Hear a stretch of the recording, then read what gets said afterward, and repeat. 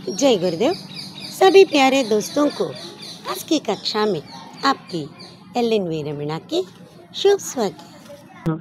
प्यारे दोस्तों, आज हम मैथिली शरण गुप्त जी के बारे में थोड़ा सा जानकारी लेंगे और इनके प्रमुख रचना मनुष्यता कविता का एक्सप्लेनेशन भी करेंगे। देख लीजिए, मैथिली शरण गुप्त जी 1886 से 1964 तक इनका जीवन काल है। 1886 में झांसी के करीब चिरगांव में जन्मे मैथिली शरण गुप्त अपने जीवन काल में ही राष्ट्रकवि के रूप में विख्यात हुए। 1886 నుండి 1964 దాకా వీరి జీవితకాలం. మరి ఈయన 1886లో ఝాన్సీకి దగ్గరలో ఉన్న చిరగాంలో జన్మించారట. ఆయన मैथिली शरण गुप्त గారు తన జీవితకాలంలో జాతీయ కవిగా ప్రసిద్ధి చెందారు. ఈ జాతీయ కవిని హిందీలో ఏమంటారు? రాష్ట్రకవి అంటారు. రాష్ట్రకవి అని ఎవరిని అంటారు తెలుసా? అత్యున్నత స్థాయిలో భక్తి రచనలు చేసిన వాళ్ళు రాష్ట్రకవి అన్నమాట. ఇంకా ఇంకి శిక్ష దీక్ష ఘర్ పర్ హీ హుయి. ఈయన చదువంతా కూడా ఇంటి దగ్గర పూర్తయిందట.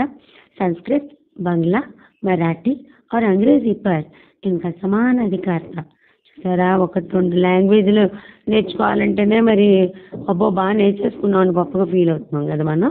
కానీ ఆయన సంస్కృతము, Bengali language, Marathi language, English కూడా చాలా చక్కటి గట్టి పట్టుతూ ఉన్నారట. బాగా నేర్చుకున్నారట. ఎందుకంటే 4 భాషలు కూడా మరి సమానమైన అధికారం ఉంది దాని మీద. అంటే అన్ని మాతృభాషతో సమానం గొప్పగా నేర్చుకున్నారు. गुप्त जी राम भक्त कवि है. ఈయన రామ్ భక్తి కవి, శ్రీరామచంద్రుని భక్తుడు అన్నమాట. ఆ కవితలు ఎక్కువ రాశారు. రామ్ కా కీర్తిగానికి చిరసంచిత అభిలాష రహి. శ్రీరామ కీర్తనలు చేయాలని इनकी चिरकाल वांछा. इन्होंने भारतीय जीवन को समग्रता में समझने और प्रस्तुत करने का भी प्रयास किया. ఇంకేం చేశారైనా ఈ భారతీయ జీవనాన్ని సమగ్రంగా అర్థం చేసుకున్నారు. ఆయన కవితల్లో కూడా వీటిని, ఈ భారతీయ జీవన విధానాల గురించి ఎంత విరాట్ రూపంలో ఉన్నాయో మనకి ప్రదర్శించారనమాట ఈయన కవితల్లో. గుప్త జీకి కవితకి భాష విశుద్ధ ఖడి భోలి హై. మరి ఈయన కవితా భాష శుద్ధమైన ఖడి బోలి అంటే హిందీ భాషలోనే ఉంది. అంటే ఈయన 4 భాషల్లో పండితులు కదా, కానీ కవితలు మాత్రం హిందీ భాషలోనే రాశారు. అలాగే భాషా పర్ సంస్కృత కా ప్రభావ హై. హిందీ భాషలో రాసినప్పటికీ సంస్కృత భాష ప్రభావం దీని మీద చాలా ఎక్కువ ఉంది. काव्य की कथा वस्तु भारतीय इतिहास के ऐसे अंशों से ली गई है जो भारत के अतीत का स्वर्ण चित्र पाठक के सामने उपस्थित करते हैं. इन కావ్యాల్లో కదా ఈ భారతదేశ చరిత్రలో చెప్పుకోబడనివి అంటే దాచున్నవి అట్లాంటి అంశాల నుంచి కూడా తీసుకునేవాళ్ళు అనమాట. దీనివల్ల ఏమయ్యేది, భారతదేశంలో ప్రాచీన కాలం నాటి గొప్పదనం, ఆ వైభవం పాఠకుల ముందుకి వచ్చింది అనమాట. ఓకే, గుప్తజీకి ప్రముఖ కృతియా హై సాకేత్, యశోధర, జయద్రథవధ. ఈయన గొప్ప రచనలు ఏంటంటే సాకేత్, యశోధర, జయద్రథవధ అనమాట. గుప్తజీకి పిత సేఠ్ రామచరణ్ దాస్ బి కవి థే. అది అసలు ఈయన తండ్రి గారు ఎవరు? సేఠ్ రామచరణ్ దాస్ జీ. ఈయన కూడా గొప్ప కవి. ఇంకే చోటే భాయి అంటే ఈయన తమ్ముడు సియారాం చరణ్ గుప్త భీ. ఆయన పేరు సియారాం చరణ్ గుప్త. ఆయన కూడా ప్రసిద్ధ కవి హుయే, చాలా గొప్ప కవిగారట. సరే, ఇప్పుడు పాఠ ప్రవేశ్ ఏం చెప్పుకున్నారో చూద్దాం. ఈ పాఠం గురించి మొట్టమొదటిగా, प्रकृति के अन्य प्राणियों की तुलना में मनुष्य में चेतना शक्ति की प्रबलता होती ही है. ప్రకృతిలో మిగతా ప్రాణులతో పోలిస్తే ఈ మానవుల్లో చైతన్య శక్తి చాలా ఎక్కువగా ఉన్నదట. वह अपने ही नहीं औरों के हिताहित का भी ख्याल रखने में, औरों के लिए भी कुछ कर सकने में समर्थ होता है. మరి చైతన్య శక్తి ఎంత గొప్పదంటే తన గురించి తనే చూసుకోకుండా పక్క వాళ్ళ గురించి కూడా, అందరి మంచి చెడును కూడా దృష్టిలో ఉంచుకొని లోక కళ్యాణం కోసం పాటుపడే వాళ్ళు ఎవరు? మనుషులు. మానవ జన్మ అందుకే అంత గొప్పదన్నమాట. పశువు చెరగాహ్ మే జాతే హై. పశువులు పచ్చిక బయళ్ళలోకి వెళ్ళి వాటికి కావాల్సినంత అప్నే అప్నే హిస్సే కా చరాతే హై. వాటి భాగాలను అవి మేసి వస్తాయి కదా. పర్ కానీ మనిషి ऐसा नहीं करता. మనిషిలా చేయడర్రా. वह जो कमाता है, जो भी कुछ उत्पादित करता है, वह औरों के लिए भी करता है. తను ఏం చేసినా, ఏం ఉత్పత్తి చేసినా, ఏం సంపాదించినా ఇతరుల కోసం కూడా చేస్తాడు. ఎందుకు? పరోపకారార్థం ఇదం శరీరం అని చెప్పుకున్నారు కదా. ఈ శరీరం, ఈ మానవ శరీరం వచ్చిందే పరోపకారం చేయడానికి. ఔరోంకే సహయోగ్ సే కర్తా హై. ఇంకా ఇతరుల కోసం చేస్తాడు, అలాగే ఇతరుల సహకారం తీసుకొని కూడా చేస్తాడు మానవుడు. అంత గొప్ప జన్మ నాన్న మానవ జన్మ. प्रस्तुत पाठ का कवि अपनों के लिए जीने मरने वालों को मनुष्य तो मानता है. మరి ఈ పాఠంలో కవి తమ కోసం, తమ వారి కోసం జీవించే వాళ్ళని, చనిపోయేదాకా గురించి ఆలోచించే వాళ్ళని మనుషులనైతే అంటారు. లేకిన్ కానీ यह मानने को तैयार नहीं है कि ऐसे मनुष्यों में मनुष्यता के पूरे पूरे लक्षण भी हैं. వాళ్ళు మనుషులైతే అవుతారు కానీ తన కోసం, తన వాళ్ళ కోసం బతికే వాళ్ళు మానవత్వపు లక్షణాలు పూర్తిగా లేవు. వహతో ఉన్ మనుష్యోంకు హీ మహాన్ మానేగా. ఈయన ఎవరిని గొప్పవాళ్ళని అంటాడో తెలుసా? जिनमें अपने और अपनों के हित चिंतन से कहीं पहले और सर्वोपरि दूसरों का हित चिंतन हो. మరి తన వాళ్ళ కొరకు మంచి ఆలోచనతో అందరికంటే ఇతరుల మేలు కొరకు ఎవరైతే ఆలోచిస్తారో అలాంటి వాళ్ళు గొప్పవాళ్ళు అని చెప్పేసి కవి గారు చెప్తున్నారు. ఉస్మే బేగుణో. మనిషి అన్న వాడికి ఏం గుణాలు ఉంటాయట? जिनके कारण कोई मनुष्य इस मृत्युलोक से गमन कर जाने के बावजूद युगों तक औरों की यादों में भी बना रह पाता है. ఇది మృత్యులోకం. ఇక్కడ చనిపోతారు పుట్టిన వాళ్ళు, ఖచ్చితంగా చనిపోతారు. అయితే ఎవరు నిజమైన మనిషి అంటే బతుకున్నంత కాలం వాళ్ళు చేసిన గొప్ప పనులు ఎలాంటివి ఉంటాయో, అంటే ఆ పనులకు కారణం ఏంటి? వాళ్ళకుంటే గొప్ప గుణాలు. అట్లాంటి గొప్ప గుణాలతో గొప్ప పనులు ఎవరైతే చేస్తారో వాళ్ళు మృత్యులోకి సే గమన్ కర్ జానేకే బావజూద్, మర్త్యలోకంలోకి వచ్చారు వాళ్ళు. మృత్యువు తర్వాత పైలోకాలకు వెళ్ళిపోయినప్పటికీ కూడా యుగోంత కౌరంకి యాదోమేవి బనరే పాతా హై. యుగ యుగాల వరకు కూడా ప్రతి వాళ్ళ జ్ఞాపకాల్లో ఉండిపోతారు. వాళ్ళు నిజమైన మనుషులు. उसकी मृत्यु भी सुमृत्यु हो जाती है. వాళ్ళ మృత్యువు మంచి మృత్యువు. ఆఖరి క్యా హై వే గుణ్. అలాంటి గుణాలు అసలు ఏమున్నాయి అనేది ఈ పాఠంలో మనం ఇప్పుడు తెలుసుకోబోతున్నాం. ठीक है, अब हम आगे चलेंगे. विचार लो कि मृत्यु हो न मृत्यु से डरो कभी. मरो परंतु यो मरो कि याद जो करे सभी. हुई न यो जो मृत्यु तो वृथा मरे वृथा जिए. मरा नहीं वही कि जो जिया न आपके लिए. वही पशु प्रवृत्ति है कि आप ही चरे. वही मनुष्य है कि जो मनुष्य के लिए मरे. ఇప్పుడు దీని అర్థం చెప్పుకుందాం. ఏమిచ్చారు ఇక్కడ? విచారలోకి మృత్యు హో నా మృత్యుసే డరో కభీ.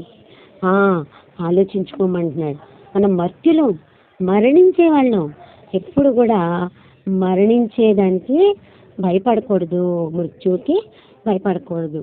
మరో చావు వరంతు యూ మరోకి యాదు జోకరే సది. ఎలా చనిపోవాలంటే మనం చచ్చిపోయినా కూడా మనల్ని మంచికి ప్రతి వాళ్ళు కూడా గుర్తు చేసుకునే విధంగా మన బతుకు ఉండాలి, మన చావు కూడా అలాగే ఉండాలి. హీనయోంచు మృత్యుతో వృధా మరే వృధాజే.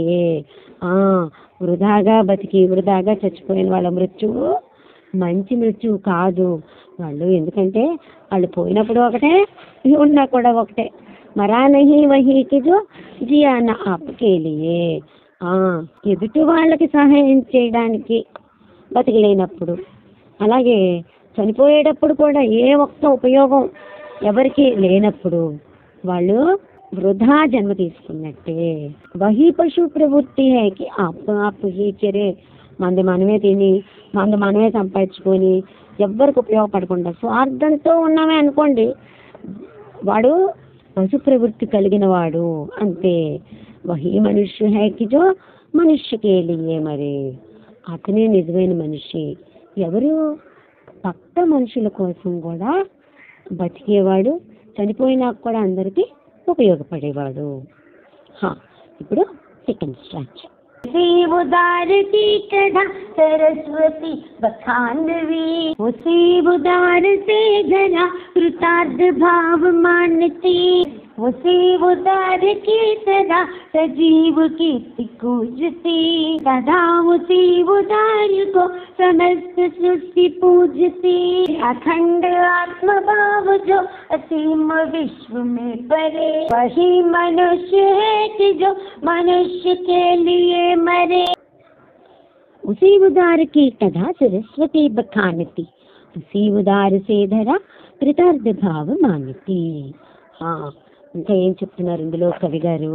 ఏ మనిషి అయితే తన జీవితంలో ఇతరుల గురించి ఆలోచిస్తారో, ఇతరులకి హెల్ప్ చేస్తారో, అట్లాంటి వాళ్ళ జీవితాలని కథలుగా వాళ్ళ గొప్పదనాన్ని పుస్తకాల్లో కూడా ప్రచురించడం జరుగుతుంది. సరస్వతి బఖాన్ అంటే ఏంటి? సరస్వతీదేవి వాళ్ళ గుణాలని పొగుడుతుంది, అంటే చరిత్రలో లిఖించబడతాయి అని అర్థం. ఉసీ ఉదార సీధర కృతార్థ భావం మాంతి. అటువంటి ఉదార స్వభావులకే ఈ భూమి కూడా కృతజ్ఞతలు చెప్తుంది. ఉసీ ఉదారికి సదా సజీవ కీర్తి పూజతి. అది అటువంటి ఉదార స్వభావులే చనిపోయినప్పటికి కూడా జీవించి ఉన్నంత గొప్ప, ఎప్పటికీ కూడా అందరూ వేణోళ్ళ పొగుడుకుంటూ ఉంటారు. తదా ఉసీ ఉదారుకు సమస్త సృష్టి పూజితి. ఇంకా అటువంటి గొప్ప వాళ్ళనే ఈ సృష్టి అంతా కూడా పూజిస్తూ ఉంటున్నారా. అఖండ ఆత్మభావ జో అసీమ విశ్వమే భరే, వహీ మనుష్య హై కి జో మనుష్యకే లియే మరే. చూసారా, ప్రపంచం మొత్తాన్ని కూడా ఆత్మభావనతో, అంటే నాలో ఉన్నదే వాళ్ళందరిలోనూ ఉంది, వీళ్ళు నేను భిన్నం కాదు, వీళ్ళకి మంచి చేస్తే నాకు నేనే మంచి చేసుకున్నట్టు అని సౌభ్రాతృత్వంతో, విశ్వబంధుత్వ భావంతో ఎవరైతే చూస్తారో వహీ మనిషి హైకి జో మనుష్యకే లియే మరి, వాడే అసలైన మనిషి. వాడే ఇతరుల సహాయం చేయడం కోసం తన జీవితాన్ని మరి గడుపుతాడు. అతనే అసలైన గొప్పవాడు. Next third stanza. क्षुधातुरंति देव ने दिया करस्त थाल भी, सदा दधीच ने दिया परार्ध अस्त जाल भी, शीन रक्षितेश ने सोमांस दान भी किया, सहस्र वीर कर्ण ने शरीर चर्म भी दिया, अनित्य देह के लिए अनादि जीव क्या डरे, वही मनुष्य है कि जो मनुष्य के लिए मरे. క్షుధార్తులంటే దేవుని దియాకరస్తు తాలభి. రంతిదేవుడు అనే ఒక గొప్ప దాతృత్వ భావన ఉన్న ఒక గొప్ప రాజుగారు ఉన్నారు. ఆయన ఏం చేశారు తెలుసా? చూడండి, వింటే మీరే ఆశ్చర్యపోతారు. మరి ఆయన ఇప్పుడు ఉన్నారా? లేరు. కానీ ఇప్పుడు మనం చెప్పుకుంటున్నాం పాఠాల్లో. అంటే మీరు ఆలోచించుకోండి, ఇందాకేం చెప్పారు? సరస్వతి భక్తానితి అని. అదే మరి ఆ రంతిదేవుడు అనే రాజుగారు కొన్ని కారణాల వల్ల 40 రోజులు ఆకలితో అలమటించారు. 40 రోజులు భోజనం తీసుకోలేదు. 41వ రోజు ఆయనకి దొరికిన దాంతోనే తినాలన్నమాట. అలాగా ఆ కంచంలో పెట్టుకొని తినటానికి మొదలు పెట్టబోతుండగా ఎవరో వచ్చి ఆకలిస్తుందని అడిగారు. అప్పుడు ఆయన ఏం చేశారు తెలుసా? చేతిలో ఉన్న పళ్ళెం ఆ వచ్చిన అతనికి ఇచ్చేశారు. చూడండి ఎంత గొప్పది. మన ఇంట్లో ఉన్నది మనం తింటూ పెట్టడం వేరు, మనం తిన్నాక కాస్త అట్ట పెట్టుకొని వాళ్ళకి పెట్టడం వేరు. అసలు 40 రోజుల నుంచి భోజనం లేకుండా బతికిన వ్యక్తి తిందామని నోటి దగ్గర పెట్టుకున్నది ఎవరో వచ్చి అడిగితే ఇవ్వడం ఎంత త్యాగం అర్రా. ఇంకా చెప్తున్నారు చూడండి, తదా దధీచినేది ఆ పరార్థ అస్థి జాలభి. ఇక ఈ దధీచి అని ఆయన ఒక మహర్షి. ఈయన ఏం చేశారో తెలుసా, తన అస్థికలని మరి వెన్నుముకని తన అస్థికల్ని ఇంద్రుడికి వజ్రాయుధం తయారు చేయడానికి ఇచ్చాడు. ఆయనకి వజ్రాయుధం లేదా? ఉన్నది. ఆ వజ్రాయుధం ఏమైందో తెలుసా, వృతాసురుడు అనే రాక్షసుడు ఏం చేశాడంటే, రాక్షసులు దేవతల మీదకి యుద్ధానికి వెళ్తూ ఉంటారుగా, అలా వెళ్ళినప్పుడు ఇంద్రుడి వజ్రాయుధాన్ని మరి నాశనం చేసేసాడు. మరి ఇంద్రుడి వజ్రాయుధం అంటే మాటలు ఆ దేవతలు రాదు, ఆయన ఆయుధం అంటే దేని మీదకైనా ప్రయోగించదగింది, దేన్నైనా సర్వనాశనం చేయగలదు. అట్లాంటి ఆయుధాన్ని ఈ వృతాసురుడు నాశనం చేస్తాడు. ఆ తర్వాత ఏమవుతుంది, జనరల్గా బలం ఉన్నవాడికి బలం లేకపోతే మిగతా వాళ్ళందరూ ఎగబడతారు. అంటే ఎప్పటికీ కూడా ఈ రాక్షసులు వాళ్ళ మీదకి యుద్ధాలకు రావచ్చు దేవతల మీదకి. అందుకని అందరూ కలిసి వెళ్ళి ఏం చేశారు తెలుసా, దధీచి మహర్షిని రిక్వెస్ట్ చేశారు. ఎందుకంటే అలాంటి ఉన్నతమైన గొప్ప వ్యక్తి ఎముకలే అటువంటి గొప్ప వజ్రాయుధం తయారు చేయడానికి కావాలి. కోట్లకు ఒకళ్ళు ఉంటారు. అన్నాళ్ళకి దధీచి మహర్షి దానికి సరిపోయిన ఆయనగా ఉండబట్టి ఆయన ఎంచుకుని వెళ్ళారు.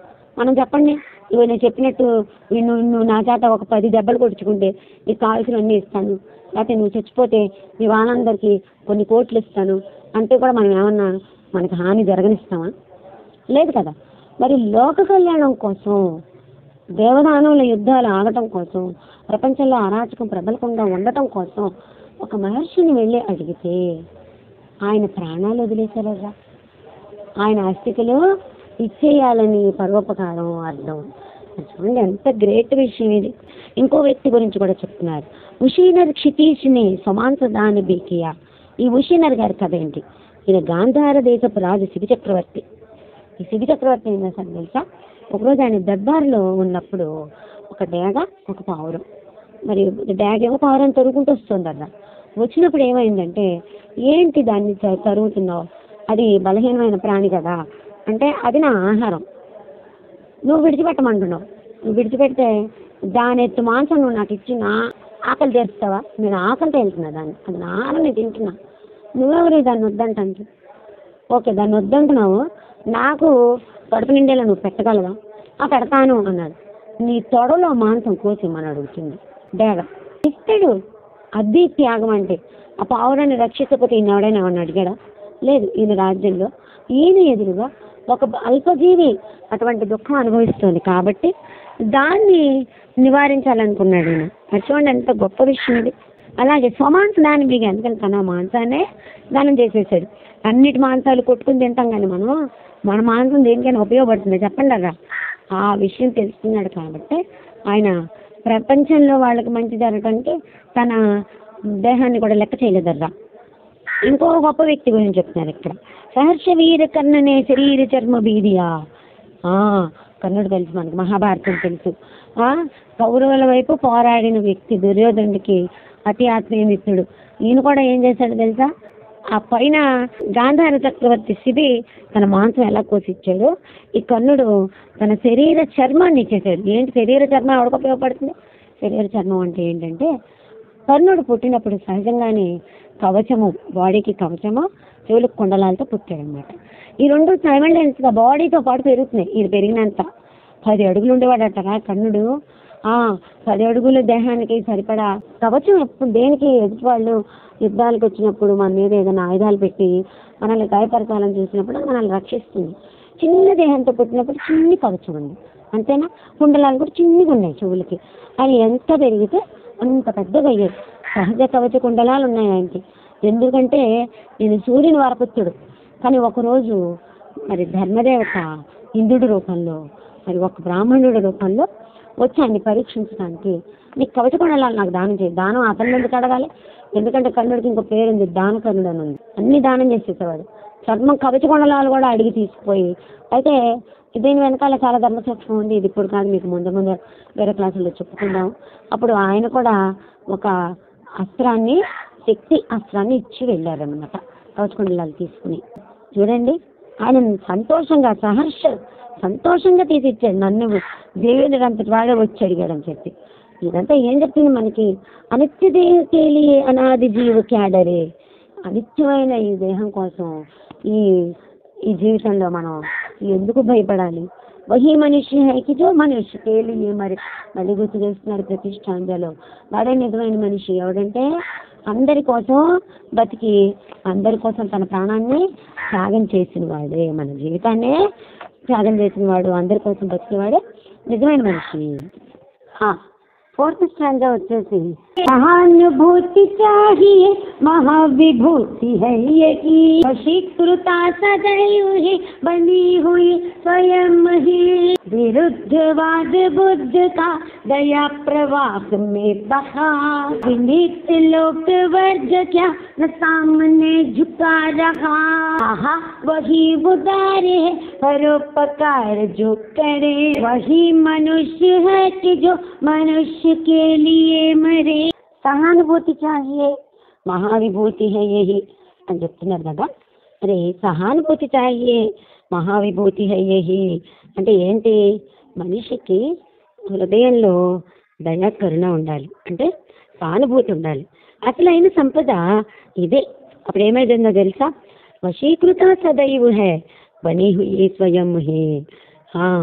అప్పుడు ఈ భూమి అందరికీ కూడా అలాంటి గొప్ప వాళ్ళకి అందరికీ ఇది వశమైపోతుంది. అంటే ఈ ప్రపంచమే వాళ్ళకి సలాం కొడుతుంది అనమాట. చూడండి, మీకు ఉదాహరణ చెప్తాను. ఇక్కడ ఏమి ఇచ్చారు చూసారా? విరుద్ధవాద బుద్ధ కా దయా ప్రవాహ మే బహ, వినీత్ లోక్ వర్గ క్యాన సామాన్య జుకారా. ఇక్కడ బుద్ధుడిని అందరూ కూడా, నా బుద్ధుడికి అందరూ నమస్కారం చేస్తారు. దయా జాలి కరుణ ఉన్న గొప్ప దేవుడు అని చెప్పేసి కదా. మరి చూడండి, అదే బుద్ధ అవతారం అంటారు. ఆయన అసలు ఏంటో తెలుసా?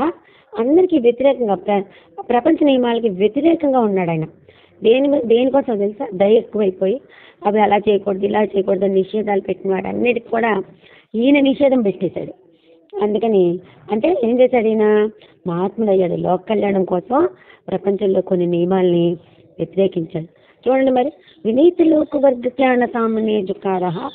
అప్పుడు ఎవరైతే ఆయన విమర్శించారో, ఆయన జాలి కరుణ దానివల్ల జరిగిన లోక కళ్యాణానికి అందరూ కూడా ఆయన ముందు తలంచుకున్నారు, నమస్కరించారు. వినీత్ అహావహి ఉదారి పరోపకార జో కరే. నిజమైన ఉదార స్వభావాలు ఎవరో తెలుసా? పరోపకారం ఎవరైతే చేస్తారో వాళ్ళే నిజమైన ఉదార స్వభావం ఉన్నవాళ్ళు. ఇక ఉందేగా వహి మనుష్య హైకి జో మనుష్యకే లియే. మరి ఎవరైతే సాటి వాళ్ళ కోసం పాట పడతాడో, ఇతరుల కోసం పనిచేస్తాడో వాడే అసలైన మనిషి. ఇక్కడ 5th స్టాండర్డ్లో ఏం చెప్పారు? रहो न भूल के कभी मदांध तुच्छ वित्त में, अनाथ जान आपको करो न गर्व चित्त में, अनाथ कौन है यहाँ त्रिलोकनाथ साथ है, दयाल दीन बंधु के बड़े विशाल हाथ हैं, अतीब भाग्यहीन है अधीर भाव जो करे, वही मनुष्य है कि जो मनुष्य के लिए मरे. రహో న భూల్ కే కభీ మదాంధ తుచ్చ విత్త మే. ఎప్పుడు కూడా మర్చిపోయి కూడా డబ్బు యావలో పడి మానవత్వాన్ని మర్చిపోవద్దు. గర్వం ఎప్పుడు పనికిరాదు, ఏ గర్వం కూడా పనికిరాదు. మనకి ఏదన్నా ఒక ప్లస్ పాయింట్ ఉందంటే మనం ఏం అర్థం చేసుకోవాలి తెలుసా? అది మనకి భగవంతుడు ఇచ్చిన గిఫ్ట్. భగవంతుడు ఎప్పుడైనా తీసుకెళ్ళిపోతాడు. మనల్నే మనకు ఆయన ఇచ్చిన పీరియడ్ తర్వాత ఇక్కడ ఉంచాడు కదా. అవి మాత్రం ఎందుకుంటాయి? ఇంతదానికి నిజం చెప్పండి, మనం గర్వపడాలా? లేదు కదా. సనాథ జాన్ ఆపుకో కరోనా గర్భ చిత్తమే. ఇంకా ఏం చేయాలి? అన్నీ ఉన్నాయి మాకు, అందరు ఉన్నారు అని ఎప్పుడు కూడా గొప్పగా ఫీల్ అవ్వకూడదు, కృతజ్ఞతగా ఫీల్ అవ్వాలి అందరూ ఉన్నందుకు. అంతేగాని అలా పని చేస్తాడు, ఈ పని చేస్తాడు, నన్ను ఎవడైనా ఉన్నా అంటే వీళ్ళందరూ అన్ని పొడి చంపేస్తారు, ఇలా కాదు. చూడండి, అనాథ కౌన్ హై యహా. నాకే అందరూ ఉన్నారు అనుకుంటున్నారా? అసలు అనాథలు ఎవరూ లేరు ఈ ప్రపంచంలో. ఎందుకో చెప్పనా? త్రిలోకనాథ్ సాథ్ హై. త్రిలోకనాథ్ అంటే ప్రపంచాన్ని పరిపాలించే భగవంతుడు మనకు తోడుగా ఉన్నాడు కదా. దయాలు దీన బంధుకే బడే విశాల్ హాత్ హై. ఆ త్రిలోకనాథుడు ఎటువంటి వాడు? ప్రపంచాన్ని పరిపాలించే పరమేశ్వరుడు ఎలాంటి వాడు? దయాళు, దీనబంధువు. ఇంకా ఆయన చేతులు చాలా పెద్దవి. మనమైతే ఎవరికైనా ఏదైనా పెట్టాలంటే వాళ్ళకి ఇంత ఇచ్చాంగా చాలే, ఈ కార్యక్రమానికి ఇంత పెట్టాంగా సరిపోతుందిలే, ఉన్నవన్నీ ఇచ్చేస్తామా ఏంటి, ఇలా అనుకుంటాం కదా. కానీ పరమేశ్వరుడు భగవంతుడు అలా అనుకుంటాడా? అనుకోడు. అసలు అలా అనుకుంటే ఈ ప్రపంచంలో పుట్టిన కోటాను కోట్ల జీవులకి ఆ పరమేశ్వరుడు అన్నీ ఎలా ఇస్తాడర్రా చెప్పండి కదా. అలాగే అతీవ భాగ్యహీన హై అధీర భావ జో కరే వహీ మనుష్య హై కి జో మనుష్యకి మరే. అందుకని ఎవ్వరు కూడా అతీవ భాగ్యహీన హై అధీర భావ జో కరే, ఎవ్వరు కూడా వాళ్ళు నేను దురదృష్టవంతుణ్ణి అనుకోకూడదమ్మా. ఎందుకంటే భగవంతుడు అనేవాడు అందరినీ రక్షిస్తాడు. దీంతో పాటు ఇంకోటి ఏం గుర్తుపెట్టుకోవాలి, వహీ మనుష్య హై కి జో మనుష్యకి మరి సాటి మనిషి కోసం మరి త్యాగం చేసేవాడే నిజమైన మనిషి. नेक्स्ट स्टैंड मनुष्य मात्र बंद है यही बड़ा विवेक है। पुराण पुरुष स्वयंभू पिता प्रसिद्ध एक है। कलानुसार कर्म के अवश्य बाह्य भेद है, परंतु अंतरैक्य में प्रमाणभूत वेद है। अनर्थ है कि बंधु ही न बंधु की यथा हरे, वही मनुष्य है कि जो मनुष्य के लिए मरे। అనంత అంతరిక్షమే అనంత దేవుడు ఎక్కడే సరా. అంతరిక్షం అనంతంగా ఉంది. అలాంటి అనంత ఆకాశంలో అసంఖ్యాకులుగా దేవతలు నిలబడి ఉన్నారు. సమక్ష హీ స్వబాహుజో బడా రహే బడే బడే. ఇంకా వాళ్ళు ఏంటి, దయామయుల్ని చూసి చేతులు చాచి స్వయంగా స్వాగతం చెప్తారు. ఎందుకంటే ఆ లోకంలో నువ్వు నీ ప్రాణం అందరి కోసం, నీ జీవితం అందరి కోసం వెచ్చించావు కాబట్టి ఈ లోకంలో స్వయంగా మేమే నీకు సాధారణంగా ఆహ్వానం పలుకుతున్నాం అని చెప్పేసి. పరస్పరావలంబుసే గుటో తథా బడో సభి. అందుకు నేను ఏం చేయాలి, పరస్పరావలంబన ఒకరికొకళ్ళు ఆసరాగా ఉండటానికి మీరు ముందుకు నడవండి. అభి అమర్తి అంకమే అపంకు హో చెడో సభి. అందుకే మీరు కనుక ఇట్లా ఉన్నారంటే కనుక దేవతలు మిమ్మల్ని వాళ్ళ ఒడిలోకి తీసుకుంటారు. రహోనయోకి ఎక్కిసే నా కామ్ ఔరు కాసరే వహీ మనుష్య హై కి జో మనుష్యకి మరి. ఇచ్చమైన మనిషి ఇతరులకి వేలు చేయాలి, సహాయం చేయాలి, స్వార్థం కోసం జీవించకూడదు. ఈ జీవితం అంటారు రక్షణ బంగురం. అందుకని కాసేపట్లో ముగిసిపోయి సమయం ఎంతో ఎక్కువ లేని ఈ జీవితం ఉన్న కాసేపు కూడా లోక కళ్యాణానికి ఉపయోగించాలి. చూడండి, పువ్వు పొద్దున పుట్టి సాయంకాలానికి రాలిపోతుంది, కానీ ఎంతమందిని అలరిస్తుంది దాని అందమైన రూపంతోనూ దాని సువాసనతోనూ. అభినందించడానికి పూలే, దేవుడికి పూజ చేయడానికి పూలే, అవునా కాదా? అలాగే శవాన్ని గౌరవించాలన్న పూలే. చూడండి, ఒక పూట పుట్టి రాలిపోయే ఇలాంటి పూలే ఇంత చేస్తుంటే మనుషులు మనం ఎలా ఉండాలన్నా దాని గురించే ఇక్కడ కవి గారు చెప్తున్నారు. ఇంకా ఏం చెప్తున్నారు చూసారా? मनुष्य मात्र बंद है यही बड़ा विवेक है। पुराण पुरुष स्वयंभू पिता प्रसिद्ध एक है। कलानुसार कर्म के अवश्य बाह्य भेद है, परंतु अंतरैक्य में प्रमाणभूत वेद है। अनर्थ है कि बंधु ही न बंधु की यथा हरे, वही मनुष्य है कि जो मनुष्य के लिए मरे। మనుష్య మాత్ర బంధు హై యహీ బడా వివేక్ హై. మనకి బంధువు ఎవడు? సాటి మనిషి. అంటే ప్రతి వాళ్ళు కూడా ఒకరికొకరు బంధువులవే. యహీ బడా వివేక్ హై. అసలైన వివేకపు ఆలోచన ఇదేనర్రా. పురాణ పురుష స్వయంభూ పితా ప్రసిద్ధి ఏకీ హై. ఇంకా ఏంటి, మనందరం ఒక కుటుంబం వాళ్ళమే అయినప్పుడు మనందరికీ కూడా ఒక్కడే తండ్రి భగవంతుడు. కళానుసార కర్మకే అవశ్య బాహ్య భేది హై. మనం ఏమేమి పుణ్యాలు చేసుకొచ్చామో దాన్ని బట్టి మన జన్మలు ఉండొచ్చు, ఒకరికొకరి భేదాలు ఉండొచ్చు. వాళ్ళు గొప్ప ఇంట్లో పుట్టచ్చు, వీళ్ళు తక్కువ ఇంట్లో పుట్టచ్చు, ఆర్థికంగా సహాయంగా నిలబడలేని ఇంట్లో పుట్టచ్చు. అయినప్పటికీ కూడా పరంతు అంతరైక్యమే ప్రమాణభూత వేది హై. కానీ చతుర్వేదాల సాక్షిగా అందరిలో ఉండే ఆత్మ ఒక్కటే. అంటే మనందరం ఒక్కటే కదా. అలాంటప్పుడు హెచ్చు తగ్గులు భేదభావాలు చూపించదని ఇక్కడ అర్థం. అనర్థ హై కి బంధు హి నా బంధుకి వ్యధా కరే వహీ మనుష్య హై కి జో మనుష్యకి మరి. ఇంకా ఏంటి, ఏ వ్యక్తి తమ బంధువుల కష్టాల్లో చేయి అందించకపోతే అది మహాపాపం. అందుకని ఏం చేయాలి, వహీ మనుష్య హై కి జో మనుష్యకి మరి. అందుకే సాటి వాడి కోసం తన జీవితాన్ని వెచ్చించేవాడు నిజమైన వ్యక్తి. ఇప్పుడు చివరికి వచ్చేపాటికి కవి ఏం చెప్తున్నారో చూసారా? चलो अभीष्ट मार्ग में सहर्ष खेलते हुए, विपत्ति विघ्न जो पड़े उन्हें ढकेलते हुए, घटे न हेल मेल हाँ बढ़े न भिन्नता कभी, तर्क एक पंध के सतर्क पंध हो सभी, तभी समर्थ भाव है कि तारता हुआ करे, वही मनुष्य है कि जो मनुष्य के लिए मरे, वही मनुष्य है कि जो मनुष्य के लिए मरे, वही मनुष्य है कि जो मनुष्य के लिए मरे, वही मनुष्य है कि जो मनुष्य के लिए मरे. చలో అభీష్ట మార్గమే సహర్ష కేలితే హుయ్, అందుకే నువ్వు ఎంచుకున్న దారిలో నవ్వుతూ సంతోషంగా వెళ్ళిపో ముందుకి. విపత్తి విఘ్న జోపడే ఉన్హేడ కేలితే హుయే, ఎలా ముందుకు వెళ్ళిపోవాలి? ఆపదలు వచ్చినా విఘ్నాలు వచ్చినా వాటిని దాటుకుంటూ తొలగించుకుంటూ వెళ్ళిపోవాలి. ఘటేన హేలు మేలు హా బడేన భిన్నత కభి, అందరితో కలిసిమెలిసి ఉండాలి, భేదభావాలని లేకుండా ఉండాలి. అతర్క ఏక పందుకే సతర్క పందు హో సభి, ఎవ్వరితో ఎలాంటి భేదభావాలు లేకుండా ముందుకు సాగాలి, ఎలాంటి తర్క వితర్కాలు లేకుండా ఐకమత్యంతో విజయం సాధించాలి. ఇంకా తబీ సమర్థ భావ హైకి తారతా హువా తరే, అప్పుడే మంచి భావనతో ఎదుటి వాళ్ళని తరింపజేస్తూ మనం కూడా తరిస్తూ వెళ్ళిపోతాము. అలాగే ఎప్పుడు ఇతరుల కష్టాలు చూసి బాధపడి వాళ్ళని అందులోంచి బయటకు తీసుకొస్తాము అంటే ప్రయత్నం చేస్తాం, వాళ్ళే అసలు నిజమైన మనుషులు. ఓకేనా? ఠీక్ హై. చూడండి మరి ఇందులో కవి తన భావాల్ని ఎంత, అవన్నీ కూడా అభ్యుదయ భావాలు, ఆదర్శ భావాలు ఎంత బాగా చెప్పారు కదా ఈ కవి.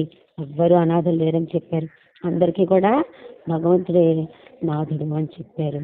మరి చూడండి ఈ మైథిలి చరణ్ గుప్త గారు అందుకే రాష్ట్ర కవి అయ్యారు. అంత జాతీయ భావాలు ఉన్నాయి చూసారా.